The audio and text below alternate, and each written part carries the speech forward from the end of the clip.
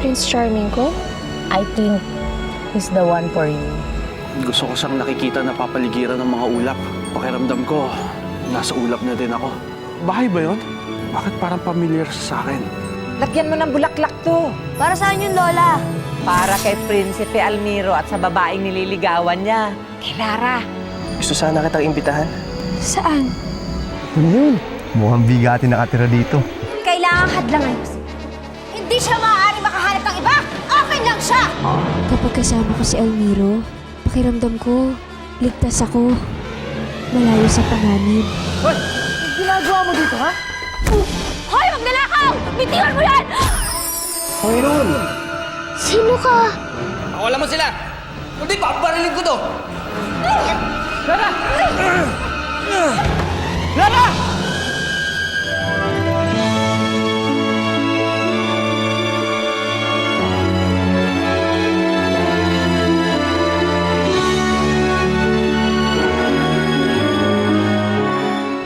Ano ba kasing ginagawa mo sa taas? Paano ka nakapasok? Hindi ba pinagbawal na kita dito? Nag-alala lang naman ako kung baka ano nang nangyari sa inyo dito eh.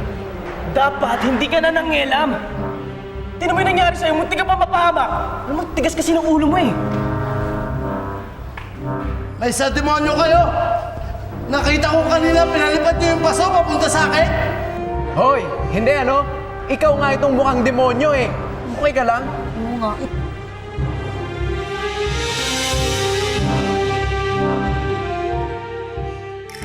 Ako ang iyong alipin.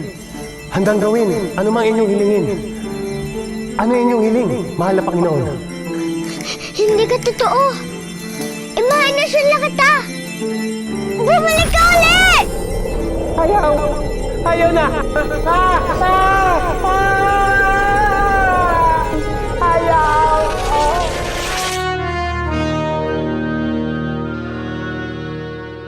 Lola, paano yung isa nakatakas? Hindi ko na mahahabol yon. Lalo namang hindi kayo pwede. Di bale, papupuntahin ko na lang dito si Kapitan para sunduin tong mga to. Ramil, salamat sa pagsalo mo sa akin ha. Pasensya ka na kung pumasok pa ako. Nakigulo pa tuloy ako.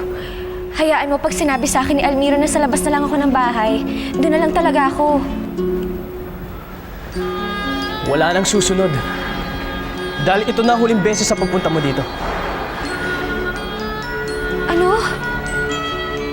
Pagbabawalan ko na si Almiro sa pagdala niya sa'yo dito. Kung yan ang gusto mo, sige. Hindi ko na kayo guguluhin. Salamat na lang ulit at pasensya na.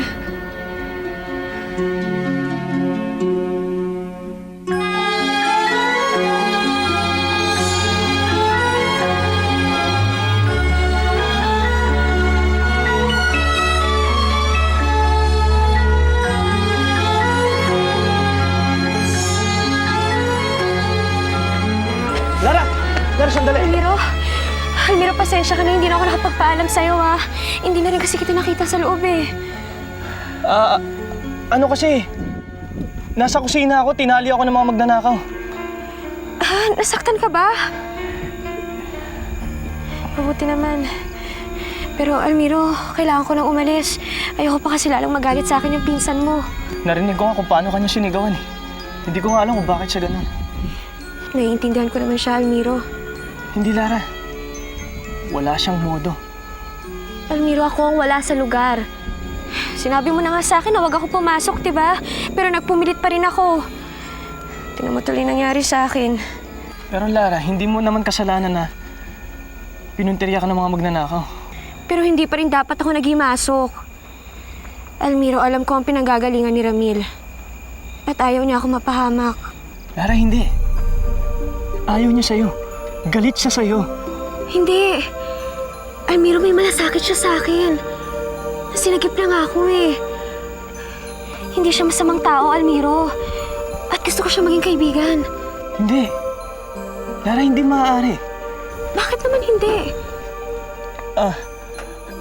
Ayaw kasi ni Ramil na mapalapit sa kahit sino man. At Lara, makinig ka sa akin. Sasaktan ka lang niya. Hindi, Almiro. Napatunayan ko kanina dahil sa nangyari, mapagkakatiwalaan ko pala siya. Naramdaman ko yun, Almiro, at nabasa ko sa kanyang mga mata. Mabuti siyang tao. At pareho kayo may ganito ang puso.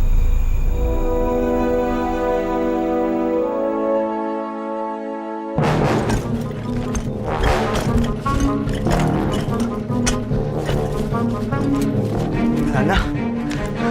Wala na umabot sa akin.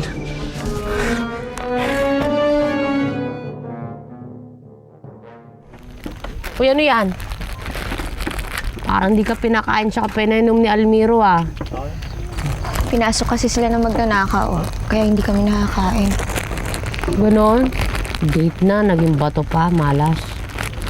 Swerte rin naman. Muntik na ako mahulog. Pero niligtas ako ni Ramil. Ramil, yun yung gwapong pinsan, di ba? Pakilala mo naman ako dun. Sige na. Pogi yun. Hoy, Lara! Anong ginagawa mo dito sa tindahan ko, ha?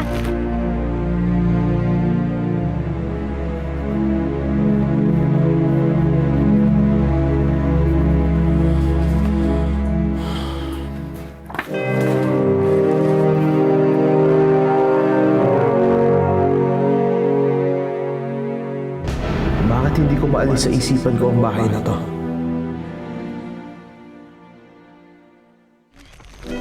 Bumibili ng soft drinks, bakit bawal? Bawal kapag kasama mo yung babaeng yan. Malas kaya yan. Umalis ka kaya dito. Bumibili tayo eh. Palabog mo pumunta dito, ha? Umalis ka nga dito. Wala sa tindahan ko. Sobrang init. Ano? Ano? Makinig ka sa akin dahil yung babaeng yan, lahat ng hinahawakan minamalas. Salot ka, di ba? Umalis ka, di ba? Bakit? Kulot ba siya? Minihalik ka na. Umalis na kayo. Umalis kayo dito. Pal ng mga to?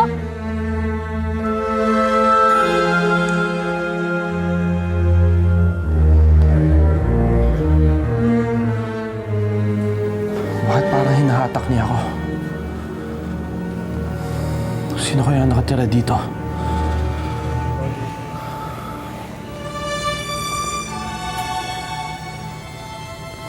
Kailangan kong makita ulit ang bahay na to.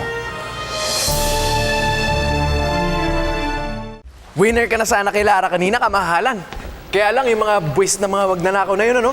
Mga losers. Nag-aalala nga ako, Anexi. Mukhang nahuhumaling na naman si Lara kay Ramil. Paurong tuloy tayo, imbis na pasulong. Eh, kasi dapat hindi mo na niligtas si Lara kanina. Paano ko naman matitiis yun? Hahayaan ko na lang ba siya masaktan? Okay, sige.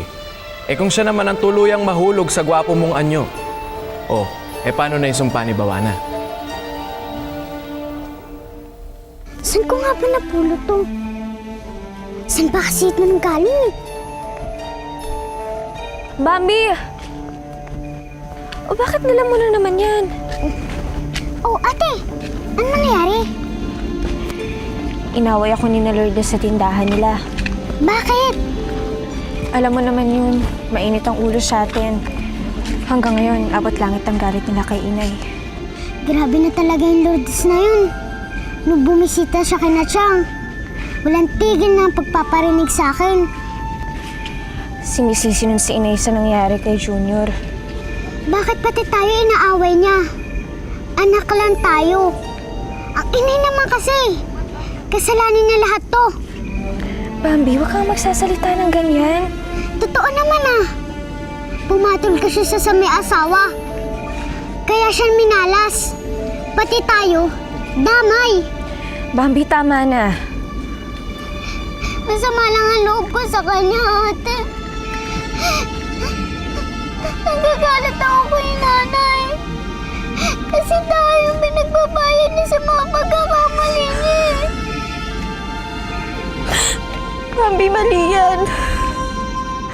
Hindi ka dapat nagagalit kay Inay. Hindi mo dapat siya hinuhusgahan ng ganyan. Tayo na lang ang nakakaintindi sa kanya. At tayo na lang ang nakakaunawa sa kanya. Tayo na lang ang nakakakilala sa kanya ng lubusan. Kaya dapat intindihin natin siya.